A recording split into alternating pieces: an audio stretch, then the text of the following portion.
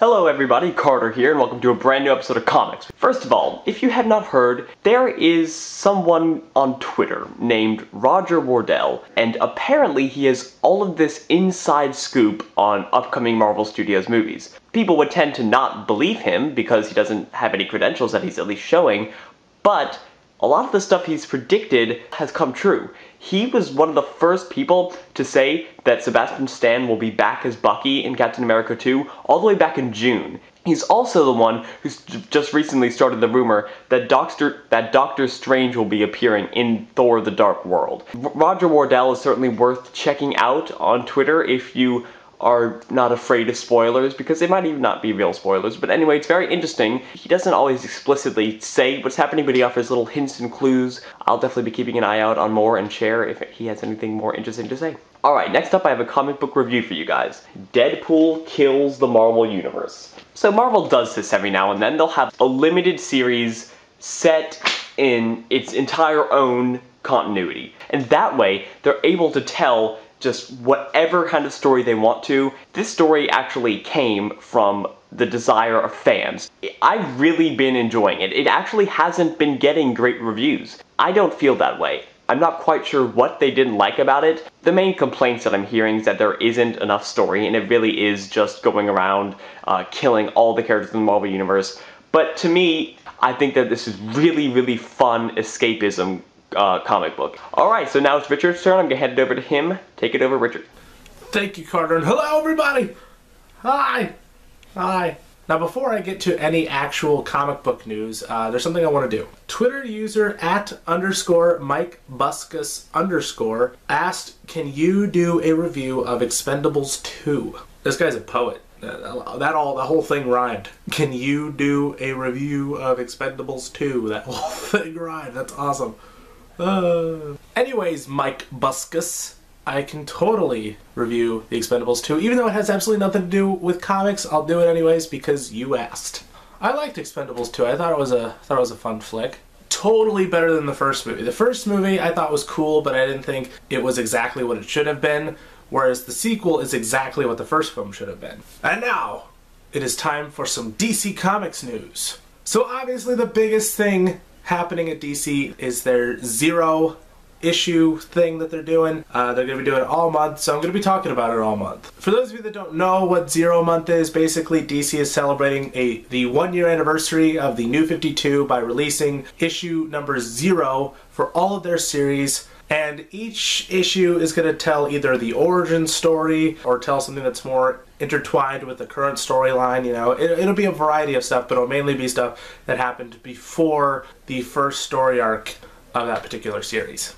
So the first comic I picked up this week from Zero Month is Action Comics. You know, the strongest aspect about Action Comics, and really the main reason I still follow it now, is the characterization that Grant Morrison does in each of the issues. It's phenomenal. And that was a huge reason why I loved this issue of Action Comics, because it focuses more on the characters. That being said, the issue isn't particularly necessary in any way, but it's such a well-written issue with really great art that I can't help but give it a 4 out of 5. I really dug this issue. Next up we have Animal Man. So again, like Action Comics, this issue is incredibly well-written, incredibly well-drawn, but truly unnecessary, to be honest with you. In fact, you know, there wasn't really anything about this comic that made it more necessary than Action Comics or anything. You do not need this at all. And so unfortunately, because of that, I can't give this issue anything but a 3.5 out of 5. That's the lowest score I've ever given an issue of Animal Man. Up next, we have Green Lantern. Unlike the previous 2 comics I've just talked about, this one is incredibly necessary. And not just because it ties into the current events, but also because this thing is an amazing thing. I loved this issue so much. You know I love you, baby. I love you so much. So at the end of the day, it's my favorite comic of the week. Strong 5 out of 5. Good stuff. The next book I got was The Phantom Stranger, one of the new books in DC's New 52. You know, after reading this comic, I can totally understand people being pissed off or not liking it at all. That being said, people, I actually kind of liked this comic. I thought the backstory was actually kind of an interesting thing. It's actually kind of cool. When I read it, I was like, oh wow, that's pretty sweet. Also, I just like the feel of this comic. You know, it's very old-fashioned, it's very pulpy. So I'm going to, in some people's eyes, commit a mortal sin by giving this book a 4 out of 5. I dug it. And finally, Swamp Thing. This book, though it does kind of give an origin story to Swamp Thing, it focuses a lot more on a completely different character. And I liked that. It was a different turn for the 0 month, and because of that, it also makes this comic much more of a necessary purchase. Anyways, that's my thoughts on 0 month so far. You can hear my thoughts on the next issues in 0 month in the next episode of Comics. Anyways, that's about it for this guy. Back to you, Carter friend. Thank you, Richard. So now it's time for the very best section of comics ever. Comics Comments. For this week's Comics Comments, I want to talk to you about the Marvel Phase 1 10-disc Ultimate Avengers Assembled Extravaganza box set. So this has been known for a while now that Marvel is going to release this briefcase replica with the Tesseract inside of it and all 6 Marvel Phase 1 movies and all sorts of extra bonus content. It was all set to be released this month, September 25th. That's not happening.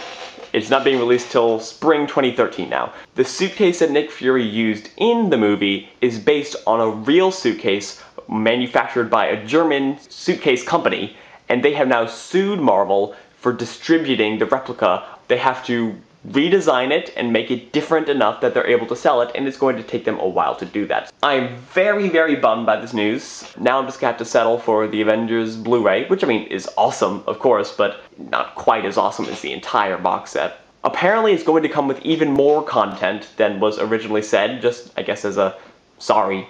But what do you guys think? Are you still going to get it? Are you bummed? And what do you hope is included in it now that there's going to be more content? So just let us know in the comments below, and we will see you next week with another brand new episode of Comics. But before you go, do all the things. Go like us on Facebook, follow us on Twitter, go follow us on the directorscutradio.com, and we'll see you next week with a brand new episode of Comics.